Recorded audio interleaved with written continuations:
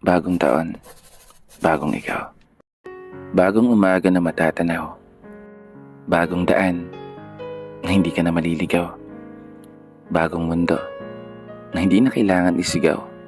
Yung mga hinaing at gusto na palaging bitbit mo sa bawat yugto.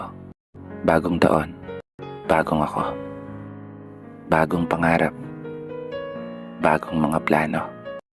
Isang bagong ako na hindi na magpapatalo. Isang bagong ako na sasalubungin ng bagong taon na mas matibay na kumpara noon. Isang bagong ako na tatahakin ng bagong direksyon, bagong lalakaran, bagong paglalaanan ng oras at panahon hanggang sa aking maranasan yung buhay na dating pinapangarap sa mga nagdaang panahon.